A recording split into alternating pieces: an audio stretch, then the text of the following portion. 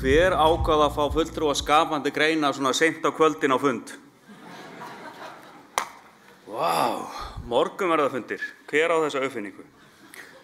Ég ætla að reyna að tala ekki bara tónlist, en hún mér mjög hjartfólkin. Það nú svona kannski mitt stóra áhugasvið. Og ólíkt ráðherra sem ég dáist að, sem actually steig hingað, var með hljóðnema og bara var með ofboðslega flotta kynningu.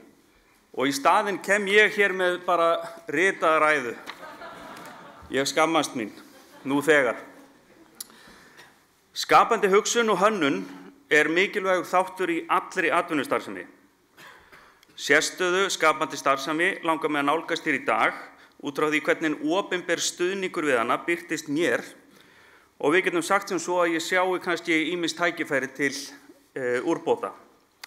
Á Íslandi skortir nefnilega öfluga viðskiptahagsmuni í vistkerfi skapandi greina.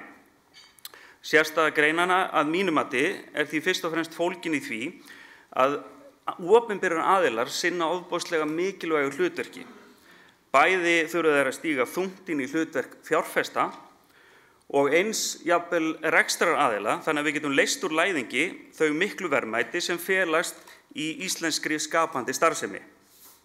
Ég sat nýverið stefnumótunarfund útflutningsskrifstofu íslenskrar tónlistar, þar sem kom saman breið fylking tónlistarfólks og tengdra hagsmunaaðila. Orkan ótrúleg og tækifærin sem að bjóðast okkur, óumbeðin nánast, óþrjótandi. Verkefnin ærin, en það bar allt að sama brunni. Okkur skortir fé til athafna. Íslenskur listamaður nefnilega svolítið sérstakur. Hann allt öðruvísi heldur en allar aðrar vörur vegna þess að hann eignast og getur ræktað samband við aðdáenda sem að varir svo lengi sem listamaðurinn kýs að starfa. Og í þessu búa ótrúleg tækifæri fyrir land og þjóð til þess að tengja listirnar og efla þannig áhuga þeirra sem vilja koma hingað til landsins. En hugsum þetta aðeins. Við eigum ótal dæmi. Íslenskir hönnuðir, leikhópar, arkitektar, tölvuleikjaframleiðendur, tónskáld, rithöfundar, söngleikjaskáld. Fólk úr öllum greinum hafið til vegs og virðingar á erlendri grundu ef það í aðstöðu þá og þegar til þess að grípa þessi tækifæri þegar þau koma. Og þessi tækifæri koma á allt annan hátt og á allt öðrum hraða heldur en önnur tækifæri. Og svo pláss fyrir miklu fleiri. Það nefnilega engin kvóti þegar kemur að útflutningi á skapandi þekkingu. Varan tilbúin og það þarf engan sæstreng í þetta. Skapandi iðnaður því mjög heppileg útflutningsgrein og eðlilegur stuðningur getur hæglega orðið höfuðlaust þessara greina. Ég stend hérna eiginlega svona sem nokkurs konar tvíhöfða þurs. Því að þrátt fyrir algjörlegan skort á hæfileikum, að þá ég svo heppinn að tilheyra bæði þessum hópi svona skapandi einstaklinga í skapandi iðnaði og eins hópi frumkvöðla. Ég búinn að vera í þessu 30 ár.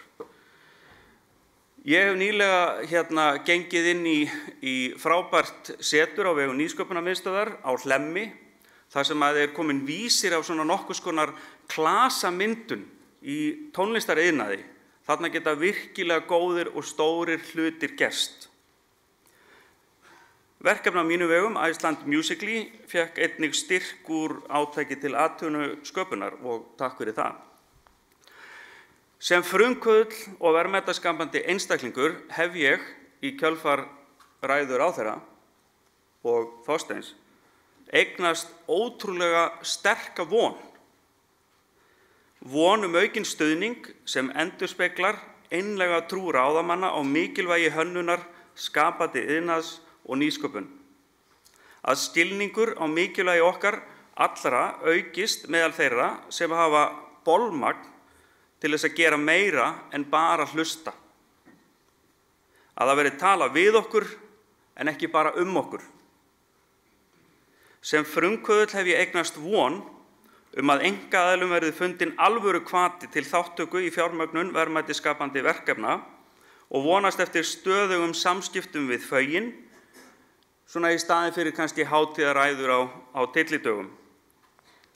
Að endingu sé ég loksins fram á að stuðningsumhverfið breytist þannig að það taki miklu meiri mið af okkar þörfum í staðinn fyrir mið af þörfum stuðningsumhverfisins sjálfs. Svona í lokin til þess að undirstrika mikilvægi skapandi einstaklinga og afurða þeirra vil ég segja ykkur aðeins frá óvísindalegri rannsókn sem ég framkvæmdi.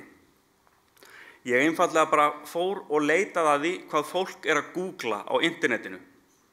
The Internet of Things.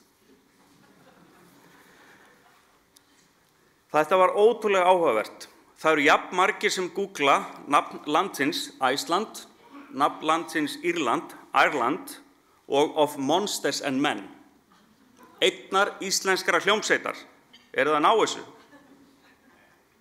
Það eru jafn margir sem googla Björk, Sigurós, landið Svíþjóð og EVE Online.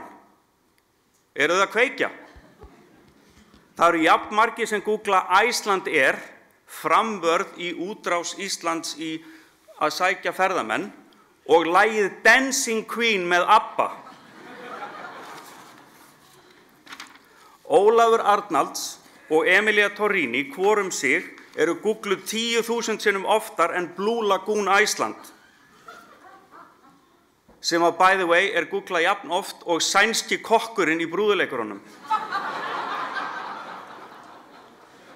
Harpa googluð tvöfalt oftar heldur en Gullfoss. Icelandic Eurovision 2013, Landmannalaugar og Sigurmálarnir hvert sig googluð jafn oft og The King of Sweden, sem kemst ekki hálfkvist við sænska kokkin. Dorrit googluð jafn oft og Atli Örvarssons tónskáld. Vigdís googluð jafn oft og Skúli Sverrisson bassaleikari.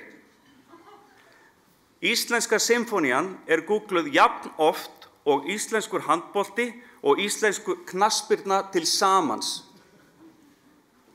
Sköpunarkrafturinn þessi eina sanna óþrjótandi auðlind. Hann vistvænn, hann verðmætur og íslenskur sköpunarkraftur í ótrúlega mikilli eftirspurn sem að við bara eigum að svara. Eruð þið með? Takk fyrir Doddi. Þetta fyrir það.